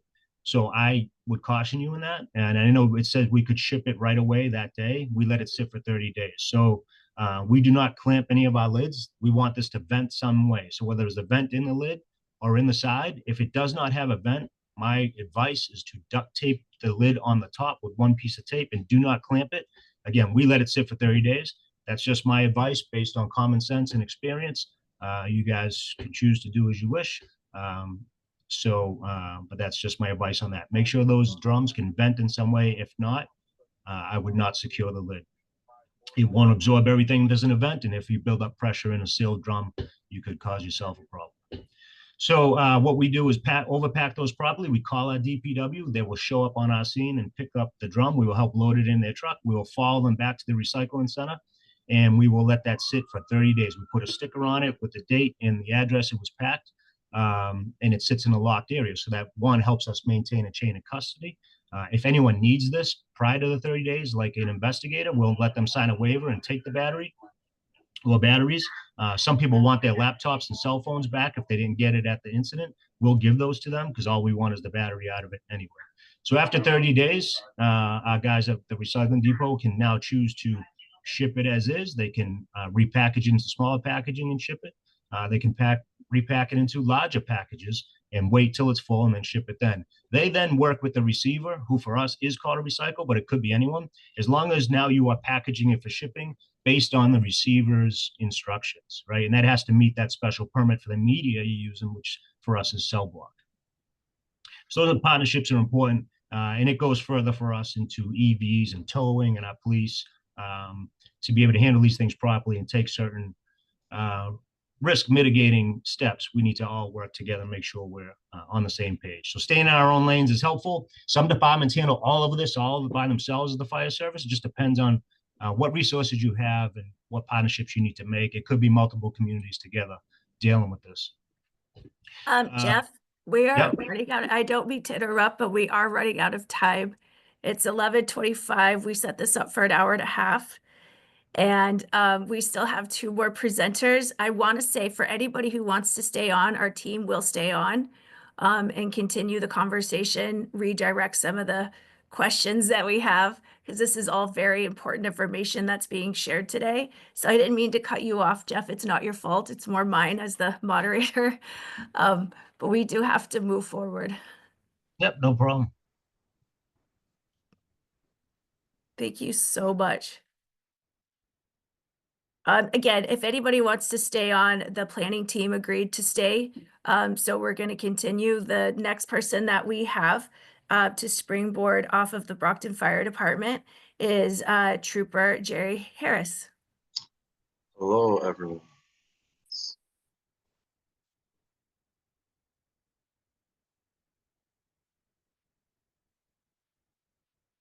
All right, can you hear me good?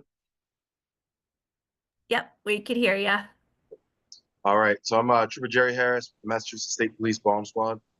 All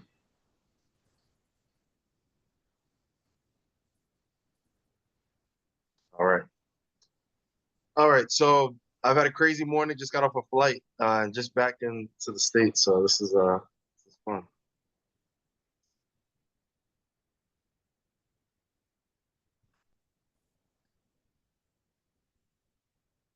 All right, why am I here? So we've been running through the process from the beginning of having what to do with these batteries. We had the fire department speak, and now you have the state police bombs. Why is he here? So our role for this is post blast. All right. So once something does go boom or go off, in an event someone was not sure that it was a lithium battery or some type of rechargeable battery, you have a blast site, which the fire department will be called, and then the bomb squad will be called. With state police, the bomb squad is under. I essentially have two bosses. We're under the state fire marshal's office as well as the Department of State Police. So we are in our unit. We have fire investigators as well. Just last year, we had a local pharmacy in the state had a gentleman come in for a flu shot. Sitting there getting ready to get his flu shot. The pharmacist just gave him the shot. She walks away, and then there was a big boom on the counter. Our fire investigators went out for that, and it ended up being the lithium battery from his cell phone.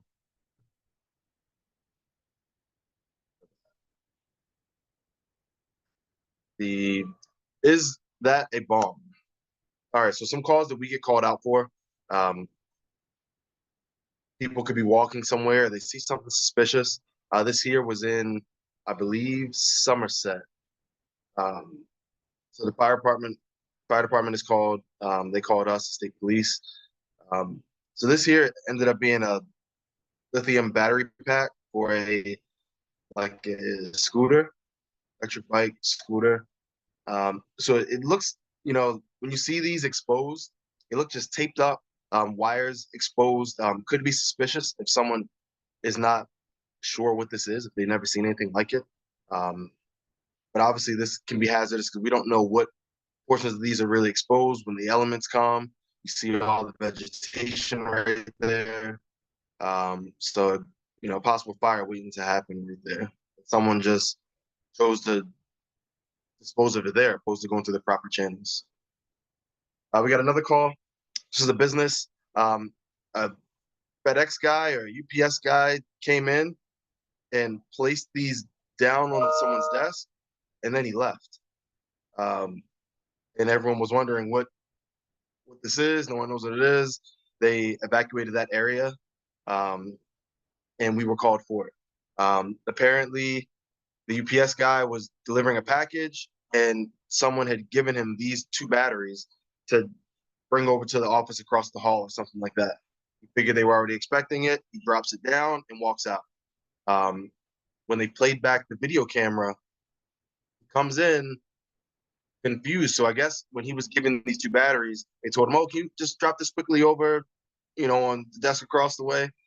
He goes over and he's kind of confused as to where to go. So he's walking in, he looks nervous, he's looking around, he puts these down, kind of looking around, and then he turns away and walks off pretty quickly. So the totality of circumstances there, it looked pretty suspicious. This was a battery pack for some type of medical equipment. This here on the side of the road, highway, somebody was driving by and saw this cooler, the battery next to it that seemed to be attached. So again, these are just some calls that we get called out for, right? Does look a little suspicious. Why on the side of the road? Is there a cooler, a battery right there? Ended up being left by DOT. They had it was like a pump or a heater that they had in there for a reason. Someone just left behind. It was attached to a car battery.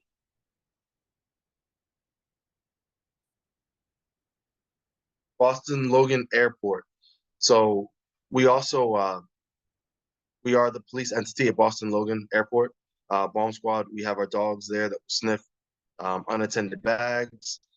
But also when people put things through the TSA screening, the x-ray, anything suspicious or anything that gets monitored, they do these like a swipe test on certain items randomly. They'll swipe it with almost like a cotton pad. put it into a machine, and it reads if there's any explosive material or residue on that particular material. So we get called out for that. 3 months ago, I was working and got called to the TSA checkpoint for a laptop that was pretty bulging from where the battery would be at. You can see it kind of was not properly attached. The bottom of it wasn't like factory, like how the manufacturer would have it, kind of loosely put together, kind of bulging. Immediately, first thing you suspect is probably, the lithium battery is swelling up, because we deal with that a lot. I look at the X-ray image, I can see that the internals of this laptop aren't there. So I know I'm not dealing with that. As I further look into the X-ray, I kind of know what's going on. Question the individual. I end up opening the laptop, and you have a half a kilo of cocaine in this laptop. I was trying to get through the checkpoint. Something like that. A lot of times people, they try things, right? The organization can try something to see if this might work going in the future. Obviously, this did not work. A week later, we get a similar call at the checkpoint for a laptop. Again, bulging. Look at the X-ray. The internals are there. You're looking at it, and this was an actual lithium battery in the laptop, which was extremely swollen, very bad. This individual said he dropped his laptop a week prior. Again, mishandling these could do damage to the battery. And now he's charging it, consistently charging, adding heat to it. This battery is ready to go at any moment, really. The gentleman was not allowed to get on the plane with that battery. He ended up leaving with that laptop, and who knows what he actually ended up doing with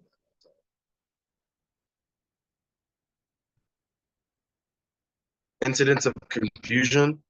So we have some national incidents that people initially will blame a lithium battery, because we really don't know we don't initially go to suspecting nefarious acts, right? You kind of think, oh, that was a battery explosion.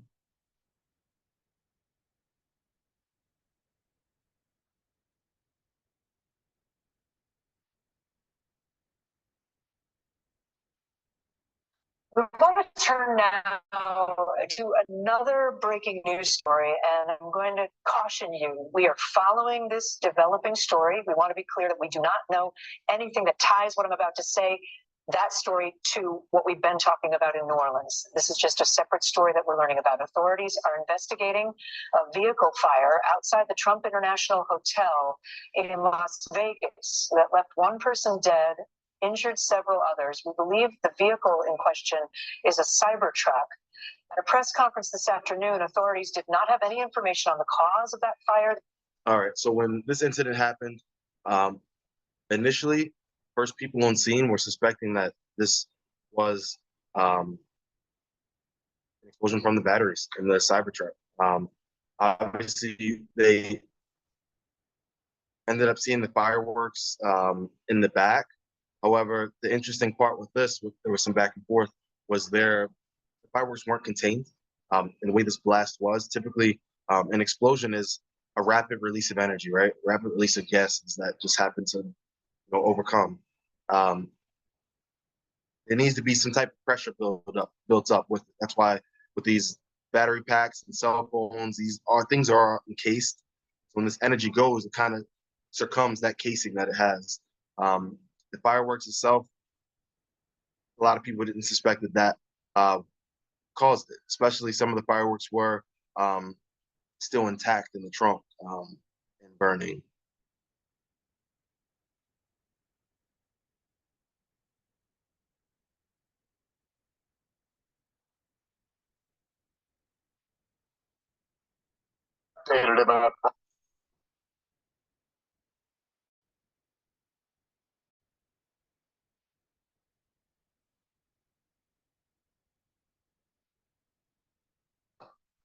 YouTube.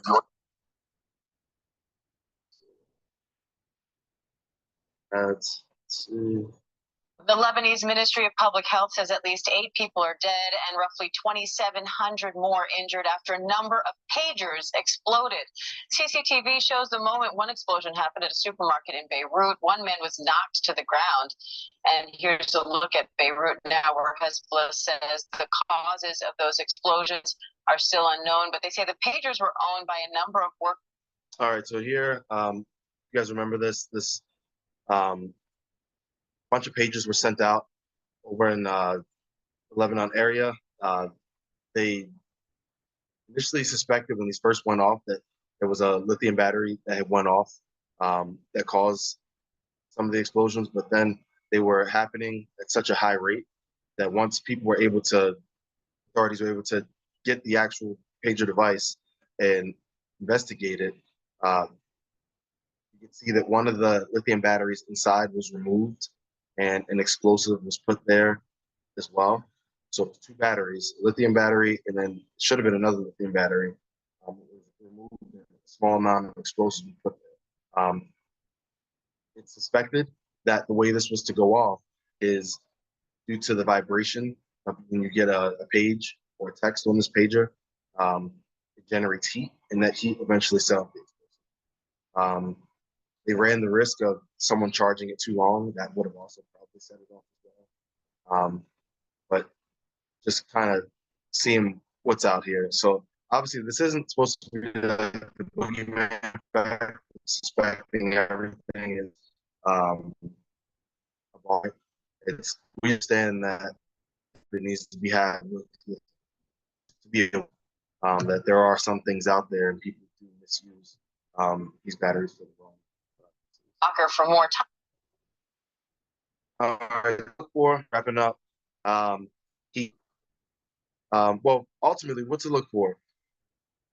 Sometimes you just won't know, right? I used to also work in a battery manufacturer company, and there's human error as well. Producing so many batteries on a daily basis, you're doing the welds, the shrink wraps, you're doing this and that. Connections could be off. You're soldering different points. It also is a human element to it as well. Not every lithium battery that ends up exploding is due to user error. Right? Could have just happened in the manufacturing process. But something we can look out for: extreme heat with any of your devices, cell phones, e-cigarettes, laptops, extreme heat, swollen devices, swollen batteries, any errors with your device when you're trying to charge it, it's telling you it's too hot.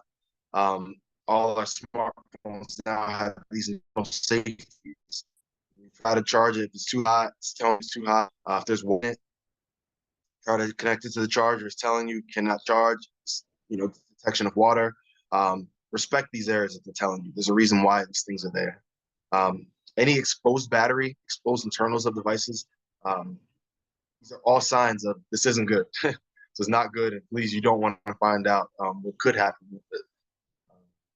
Anytime you drop devices with lithium batteries, again, you might have compromised the battery. So just things to be aware of that a lot of times people aren't considering, and I don't think a lot of people really know what could happen in regards to a lithium-ion. Best practices: be aware when you're charging. Do not leave things on chargers long term. A lot of people do this in garages, sheds. People just leave things on forever. The tools, people just leave it on. Try not to drop devices. And again, just respect those warnings. Contact information, and that's what I have today.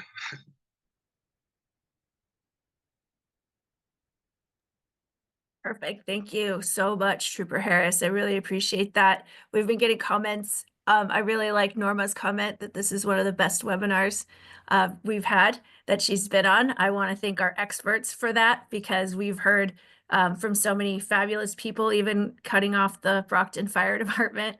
But again, we're willing to stay on. So I feel very grateful that everybody's here. I do want to move on to Waneta. She's going to fill us in on some of the EPR and practices and what that means, and how folks, public or otherwise, can elicit and cite some of the resources to be able to pass these sort of things for long-term sustainability, as Mark Or the waste stream.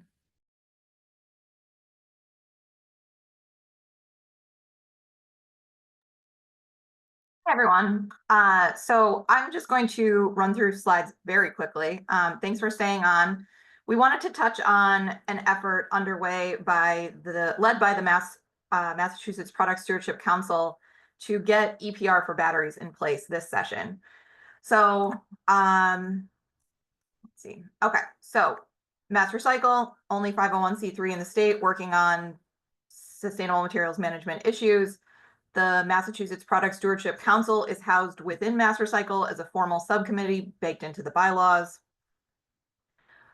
Extended producer responsibility, for those of you that don't know what that is, it simply means shifting the legal obligation away from municipalities paying for the disposal or recycling of these materials and shifting that onto the producers of those materials. So in this case, we'd be talking about battery manufacturers needing to pay into a fund and set up a nonprofit or hire an existing nonprofit to collect and properly manage batteries at the end of life. There are 135 EPR laws across 18 products in 33 states. All of this information is from the Product Stewardship Institute. They're housed in Boston. Massachusetts is behind the curve. We, among our peer states in New England, have the fewest of these laws, kind of tied or on par with New Hampshire. And our only EPR laws, I would say, are pretty non-functional for mercury thermostats and mercury auto switches. We really need to change that. So the Mass Product Stewardship Council's focus this session is on batteries. Why?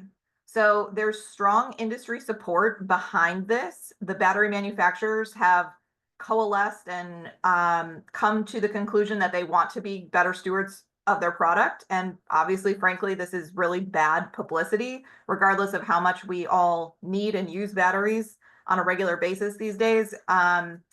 It needs to be handled better. There needs to be a better system. So obviously we've seen numerous fires. There's also the report from NWRA that cited over 5,000 fires annually at solid waste and MRF facilities that are happening, that they're tracking. There's strong stakeholder support, including waste haulers, disposal facilities, and firefighting associations within the state. And because of this, we anticipate a greater sense of urgency for our legislature to take action than on a material that is not causing fires, such as paint or mattresses. So we would look to an EPR system to create a wide network of no-cost collection sites for consumers, residents, businesses. If an EPR law were to be put in place, there would be uniform, robust education for consumers to properly manage batteries at end of life. Right now, I think we can all agree, it's very much a patchwork. It's all of us working for municipalities, going to the call to recycle site and printing out some information that they provide, but it's very haphazard. It's a patchwork quilt.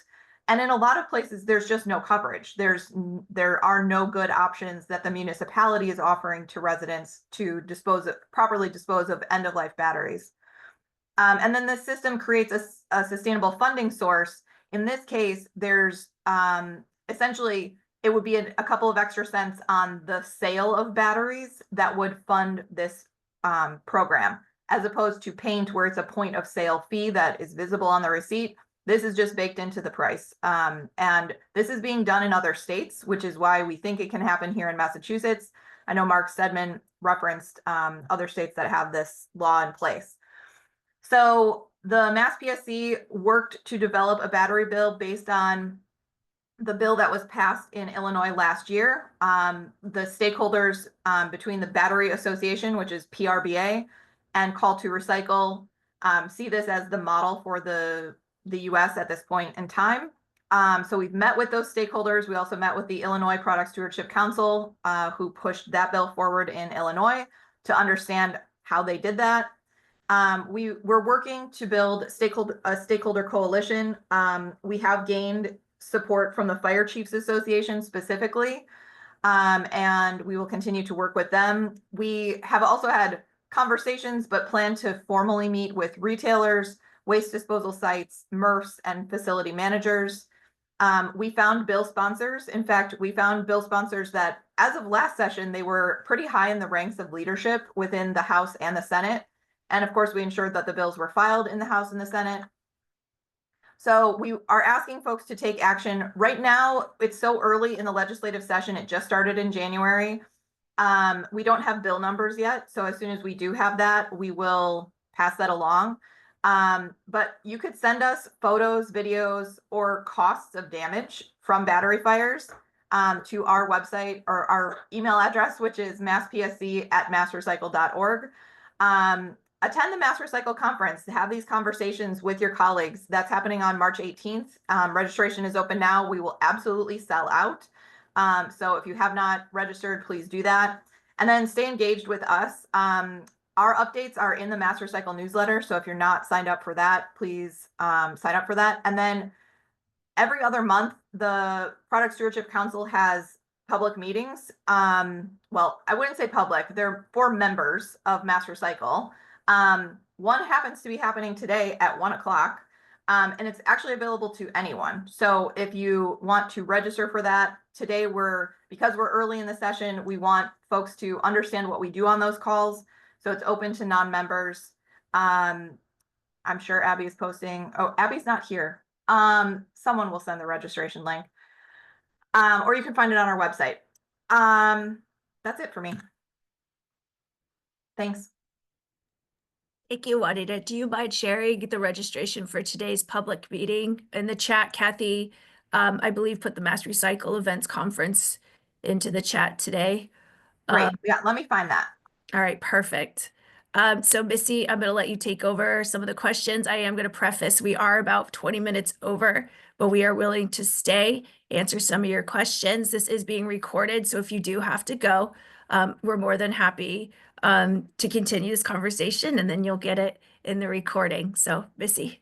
So there really aren't any questions in the chat, although one came from Carrie asking if you know nationally or statewide, how many injuries have been caused by the battery fires? I'm sure that information is out there. It'd be hard to gather, such as the reporting in Massachusetts. Our system of NFRS isn't great, so we did have to develop a separate sheet that fire departments fill out to report fires caused by lithium-ion batteries. Since we've done that, they said fires have doubled with the cause of lithium-ion batteries fires is doubled. We know it's probably even double that. We're still trying to get the word out. In New York City, lithium-ion battery fires are the leading cause of fatal fires in the city. So that's pretty telling that that's for fatalities, that's overtaking smoke and cooking fires, things like that. So that is their leading cause of fatal fires currently. So it'd be a hard thing to gather for every state because all of our reporting is different, but we're getting better, at least here in this state at that. And Jeff, as part of your slides that you were sharing with us, that reporting form was part of that, correct? Was like Yes. trying to get people to actually file these incidents so that we have a better understanding of the data. If you want to open that screen real quick and just give us a brief on that one. And then also we need to just put the link for the Mass Product Stewardship Council in the chat. Can someone test that works? Yep, I will do that. Yep. And that is at 1 o'clock today, as Waneta mentioned.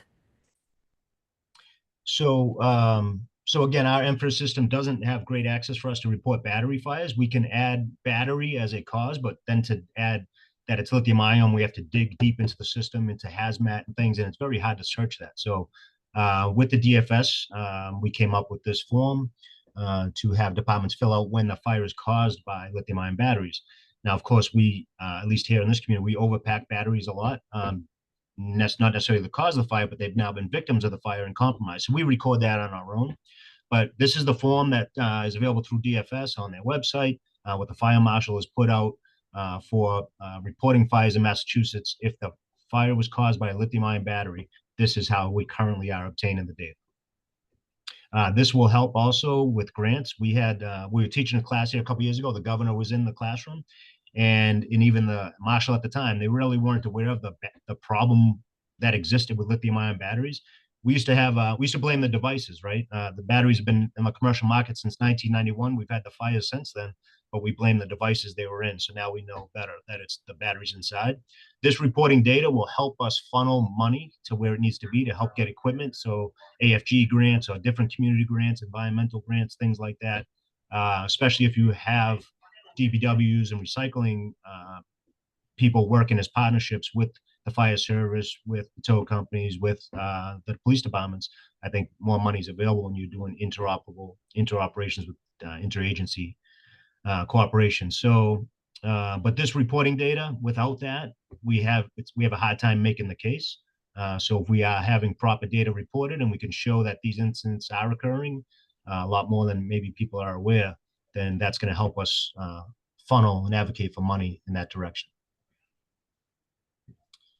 As far as partnerships, I don't know if you want me to get into that last slide here. Yeah, please do. But increase awareness with the fire service. I've trained thousands of firefighters in different departments, police departments, tow companies, recycling personnel, because we all have to increase our awareness in what is actually going on here. And again, working with our recycling centers to find out what type of partnerships we're capable of doing together and what works best. The school systems, IT, parents, and kids. I think someone brought it up about swollen batteries and laptops, that the keys don't work anymore because of the battery inside. I'll tell you, at that large manufacturer of those batteries, on their website, it told us that a swollen battery is not a safety concern, is not dangerous. I strongly disagreed with them on that. As of last time I checked, it wasn't changed, but I haven't checked recently. So what are we telling the parents and the kids that we're giving Chromebooks to? Do they know what to look for?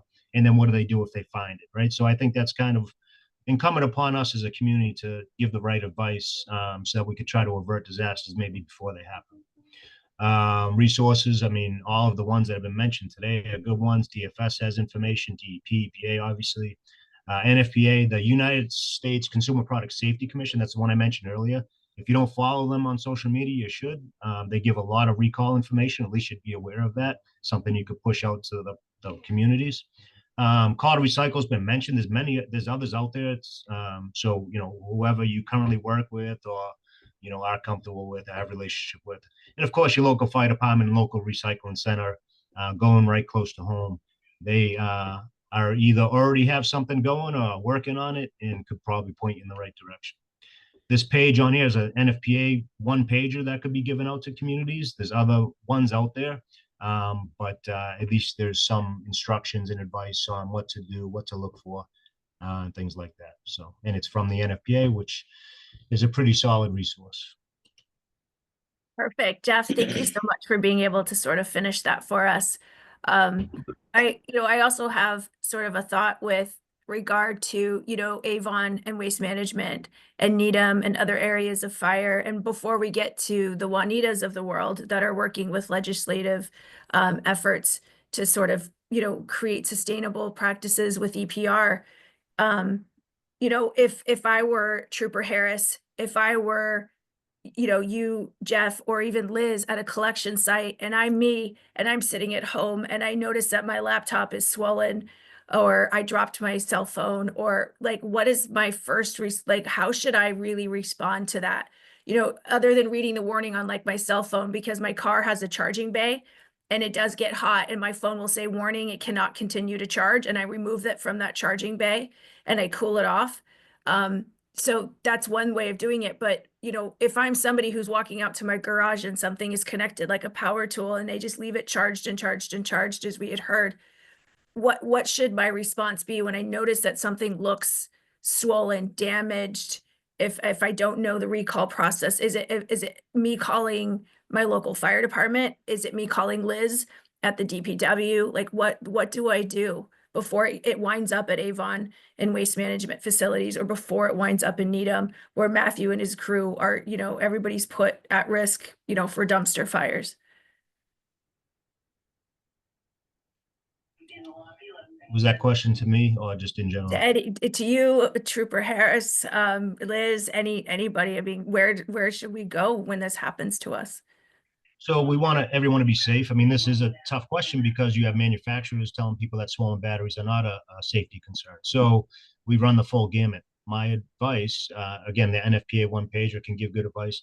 But my advice is if someone notices something different, new with their battery, it's newly swollen, it's off gassing, it has smoke or vapor coming from it, it's hot, extremely hot, right? It's going to burn your hand. Things that make you concerned, then I would call 911 because I know what these can do. So I would isolate that battery to the outside if I could safely do so, or I would get myself away from it. Our phones, we use knockoff chargers. The battery management system on these batteries, all this stuff is very an integral part, including the charging piece. So they all speak the same language, and we start using other things. We all do it. We buy that, half price charger off Amazon that says I'll charge your phone twice as fast for half the money. And then of course you pick up your phone and it's really hot. That's because your phone didn't like it. Your battery didn't like it, right? So it's causing degradation to those internal parts I mentioned about the battery, like that separator. And when that causes degradation, we get closer and closer to that internal short circuit. So, those things do happen. That's why your phone, when it says I'm too hot, get me out of the sun, I need to cool down. That's the brain. That's the battery management system in the battery trying to monitor the health of the cell. So anytime we compromise that, we can have an issue. So on outward at large, my advice is if you notice a problem with your battery, call 911. Now, there's different extremes to this and things like that, but that would be my outward overriding advice. Everyone would have to make their own good decisions. In that, I wouldn't, I don't live in fear of these batteries. They're in every part of our life, and if they stop making them today, they're not going anywhere. We're going to have them for the rest of our lives anyway. So they're always trying to come up with new chemistries. Hydrogen, you're going to hear different types of batteries, NMC, nickel, manganese, cobalt, lithium polymer, lithium iron phosphate, all these different things that one salesperson will tell you is safer than the other. What I'll tell you is lithium-ion anything, for at least right now, has these issues and can, but I'm not saying live in fear, right? So I'm just better at home, say, right? So all my tool batteries and things, I just don't leave them on the charger overnight or for weeks on end. They're in a metal box, right? In a toolbox. My daughter can't charge her hoverboard overnight, right? It's in the garage, and if she needs to be charged, it's while we're present, so we can be there if there was an issue. So, just being better, a little risk reduction is really all we can do. So again, don't live in fear of them. They are good batteries, but for many reasons, even as Trooper Harris was alluding to, for many, many reasons, including human factors, right? We can have failures of these. So whether it was in your manufacturing or because someone drove a Tesla 70 miles per hour into a building, there could be many reasons for those things. So I guess that's the overriding safety advice. If you notice a problem with your battery, call 911. Then you take it back from there, whether it's up to you. We all got to make our own good decisions. If you're calling your recycling depot, if you're, bagging it and bringing it in, that I can't advise you on that other than to say, be safe, make good decisions. If your battery's overheating, especially if it's off gassing or have flames coming from it, that's calling 911. And I like the advice of removing yourself as well. So, Mark, go ahead. Hey, Carrie, yeah, I was going to just dovetail. What Jeff just said, I think, is just excellent. And Trooper Harris touched on this, which I think is really at the core of battery health, and something that we have been recognizing here over the course of the last several years is a term that maybe some of us have heard, but it's charging anxiety.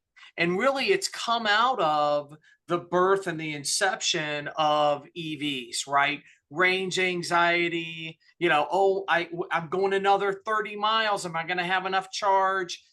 But really that trickles out to, if you look at it, our laptops and our cell phones. And really, this is just what I would call a public service announcement.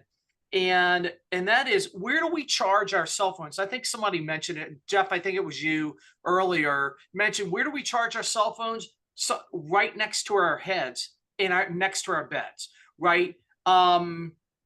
And so I think the smartest thing, what are the things that we are working on behind the scenes that you may or may not see in the very near future, wink, wink, is just protective areas to charge your phones, right?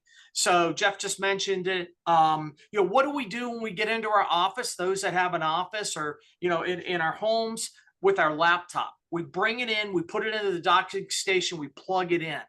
And then it's constantly charging and again, weakening the battery. And that's what dissipates the batteries quicker, is when they're constantly being charged. So, that sweet spot for any battery, and those in the manufacturing industry would tell you this, is right there at about 10-15%.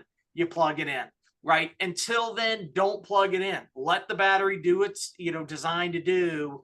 But that's the only piece that I would add to this conversation, is just that it's really important not to overcharge. So I am very guilty of that. Very guilty. I definitely have charge anxiety, and like anything under like 80%, I'm like, oh my God, it's gonna die on me.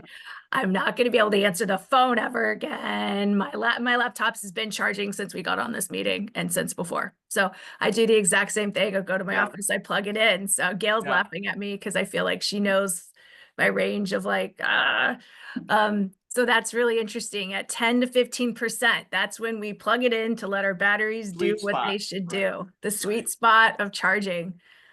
Yeah. I want to just give everybody who presented a very, very warm welcome from our team, but I also want to offer any closing statements that may have been missed or last thoughts. I know, again, I mentioned Caitlin's here. She's sort of a mercury specialist with DEP. And she's working on some of these initiatives as well. Trooper Harris, I mean, it's so amazing that somebody could swap a battery for a nefarious bomb type. You just don't see that in the media, the way that sort of they infotain us with, most of the information, but not all of us. Maybe it's meant not to completely scare the crap out of us. But if anybody has any closing statements, this is recorded. Marissa is asking about some fact sheets. She had asked about some, charging.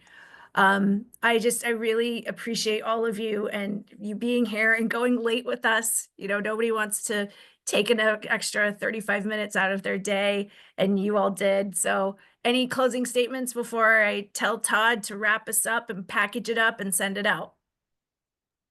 One thing I'll say real quick is just also not being afraid of reporting. I spoke with some of you offline about this, but we've had, even on the military base, one of the units we're charging their batteries long term, no one's there, a fire happens inside, and people kind of try to keep it hush hush. And I mean, you could have things like this happen in regards to insurance reasons as well. But just in general, it's not nefarious. You weren't trying to do something wrong. Something happened. But we need to have all this information to know what's going on out there. That's how changes develop and how we'll see a brighter day with this. If everyone's saying everything's fine with lithium batteries, nothing changes whatsoever. So we need to make sure we're reporting and just coming forward when things happen. Perfect. That's great advice.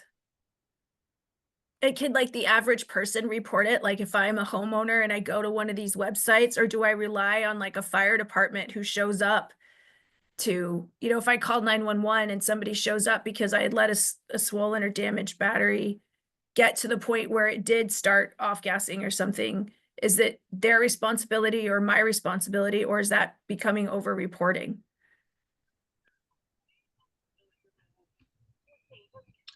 At least for our end on the fire department, if we show up on scene, then we are going to follow through with, our official reporting. But it's never a bad thing. So when we have like mandated reporters of certain things, and every mandated reporter on that scene does report. So if I was the owner of the battery and I wanted to ensure that this was reported to, say, that Consumer Product Safety Commission, I would do that. So I think it's always a good idea, especially, yes, if no one's called out and it's just you dealing with it and bringing it to a recycling center, and it's your swollen battery out of your laptop, then absolutely, make sure you report it to the manufacturer, report it to any other agency like that Consumer Product Safety Commission, so that proper data is being kept. Perfect. Thank you. And final plug for the 1 p.m. meeting that Waneta shared with us. And I want to, again, thank everybody for doing this, participating: Liz, Jeff, Matthew, Mark, Trooper Harris, Caitlin's here. I just, Brendan, This is such important information, and we hope you learned at least one thing to share with somebody when you leave here. No, if you don't mind, I just want to say one thing. 11 a.m. we're going to have a short 1-hour meeting. And primarily it's to help municipalities understand how to respond to Mercury questions. So one of the things, I know it's not as important or, well, I mean, it's as important, but it's not as hazardous as the lithium-ion batteries, but we'll also be discussing mercury added batteries. So identification and how to dispose of those and such. So if you have valuable information or you feel as though you might have some disposal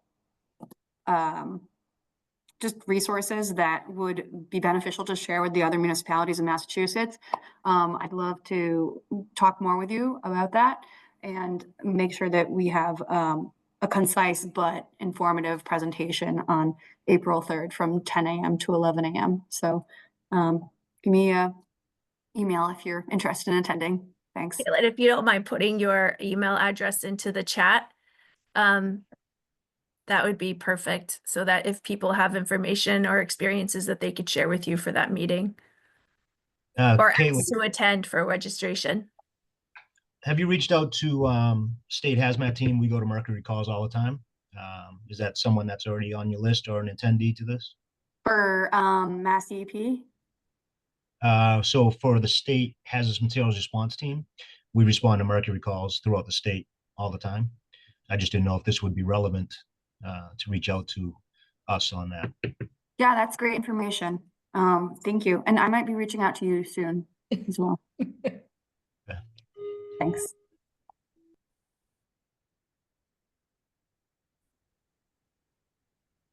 Thank you. All right, perfect. Again, thank you so much to everybody that participated, their time spent with us, and the information that you shared. Very, very valuable. And we will all be in touch. Jeff, I had a question for you offline. So if somebody could give me your email address, I will touch base with you. Thank you. My email right in the comments. Yeah. Yep, I have it. All right. Missy can forward it to me, Jeff. Yes, I will. Thank Okay. you so much, everybody. Have a great day. Great. Thank you. Thank you.